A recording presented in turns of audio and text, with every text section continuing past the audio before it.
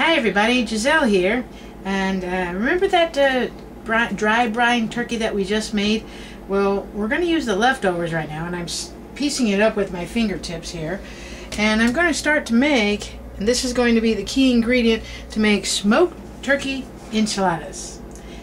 So I'm going to be shredding it up until I get about 2 cups worth here, and then we'll be ready to put it into some enchilada mixes with some flour tortillas, some enchilada sauce, and some different kind of cheeses. Cheeses is of your choice, and spice as well is up to you. Alright?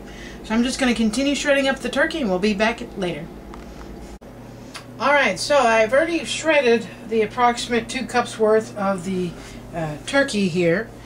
And now I've just set out all the preparations and the ingredients that I'll be using. I'm using the 4 types of cheeses, the Mexican type of cheese here, and then I always use a little extra spice of the ground cumin and some chili powder, and you'll need lots of the old El Paso red enchilada sauce. I always use the mild, the chili powder and the ground cumin. That'll give it a little kicked up spice there. Then you want some just some flour tortillas here, the fajita style. Of course, you want 1 large mixing bowl, and then a 9 by 13 glass dish. Okay, so let's get started in putting the ingredients. We'll mix all the ingredients first in the bowl, and then we'll start to wrap them up in the flour tortillas, and then lay them inside the glass dish. All right, so we'll get started next doing that. Question, how many cups of cheese, or how much exactly? Well, I first start off with 1 whole bag of the 8-ounce cheese here, and I've already opened it up, so let's go ahead and just pour the entire bag inside here. Okay, toss that to the side. Next, we're going to add your shredded turkey. You could use chicken if you have chicken on hand, but I'm using the leftover chicken. You mean turkey? I'm using the leftover turkey right now, okay? It smells amazing. Alright, so get that going. And you'll need the 1 whole can of the sauce in here. I'm going to start out by using just about half of it, then mix it around a little bit here.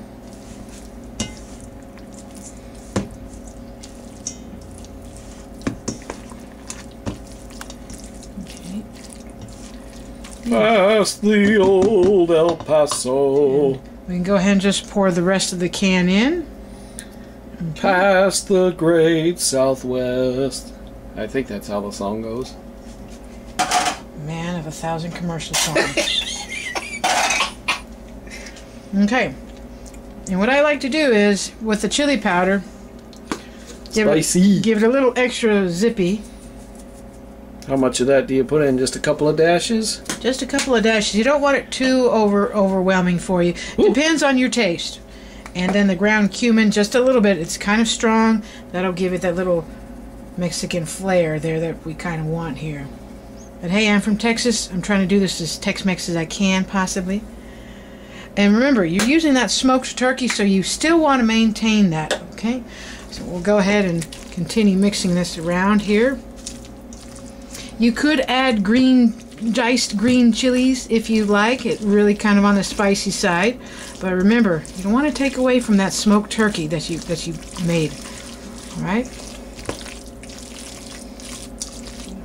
All right. Get that fairly mixed and well incorporated with the sauce, the cheeses. You can almost smell that. Ooh. Mm-hmm. Okay. So now it looks like it's mixed fairly well. Alright, next we're going to go ahead and get our tortillas prepped up and ready to start rolling them out and put them in our glass dish. Okay? We'll be right back. Alright folks, so we're ready to start assembling the enchiladas. I've already got 1 tortilla prepped up here. Just going to scoop out a little bit, and remember, use flour tortillas, not corn tortillas. And why is that? I'm curious. I only use the corn tortillas if I'm making cheese enchiladas, but this way if you use the flour tortillas, and you'll see once I put them in the in the glass dish here, I'll be using that other can of the enchilada sauce, and it just absorbs it a lot better. Okay. Okay, so here we got that little bit of stuffing, and just nice and easily just wrap it as best you can, and voila. Now seam side down, and we'll continue doing that until we run out of tortillas. Okay? Alright, and we'll be back then. Alright. Alright, folks, so I finished rolling up as many tortillas as I could. I actually have a couple of tortillas left over, but remember that second can of enchilada sauce? Now we're going to use it. And remember that second bag of the Mexican cheese? Now we're going to use it. So all I'm going to do is take the enchilada sauce and just kind of pour it just right over.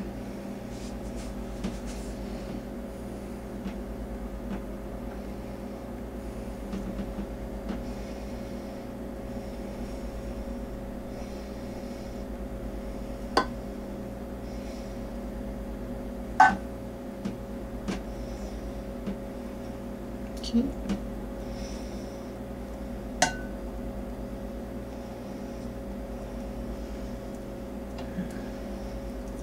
Alright, so that is complete. All I'll do is just take a little bit and just try to dab all the white parts of the tortillas here with a spoon.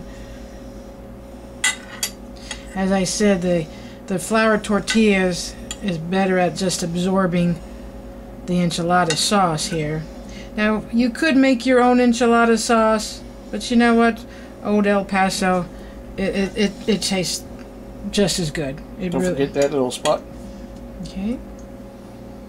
There we go. Now they're all covered. Okay, so once they're all completed, and maybe push them to a side a little bit so they get in between. The little extra goes in between.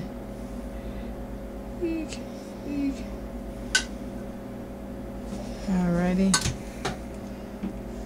Okay.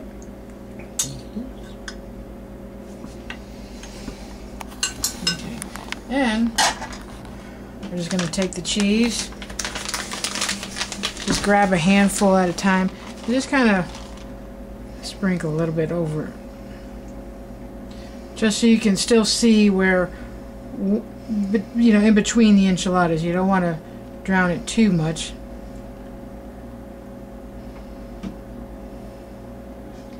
Remember, you got cheese. Eek. Hey man, you can never have enough cheese.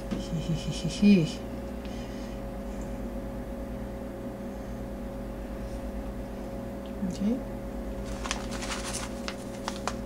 Once you're fully covered with the cheese, then it'll be ready to put them out on the Traeger. Okay?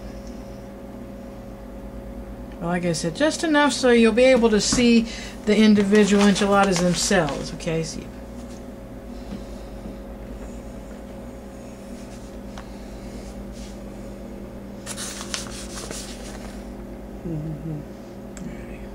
I think we're okay so far. That's it.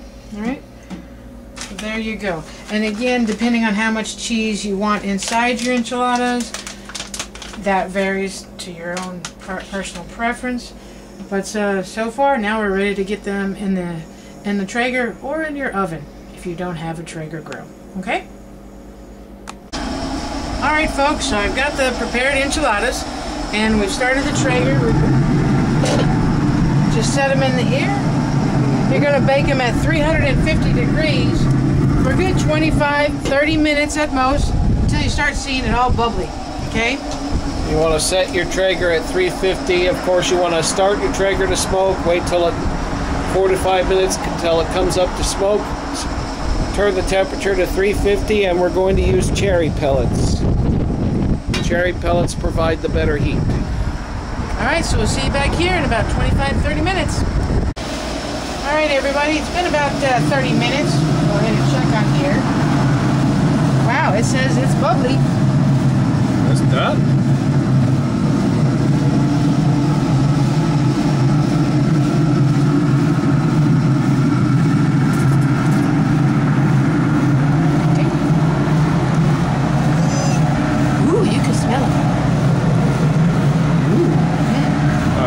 take them inside. Bring them in and we'll test them out.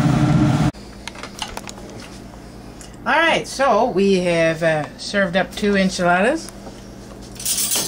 We'll get to trying them right now. You may want to let them set for a little bit. They may just be extremely hot.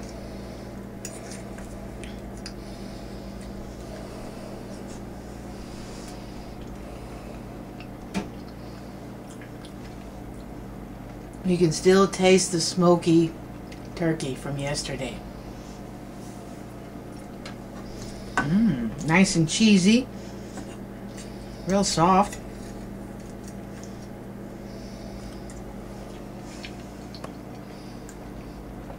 Would you like me to leave you alone with your creation? You may have to. But we'll let the main man here on the Traeger King here. The main man? May I get a knife? For what? What are you doing? There.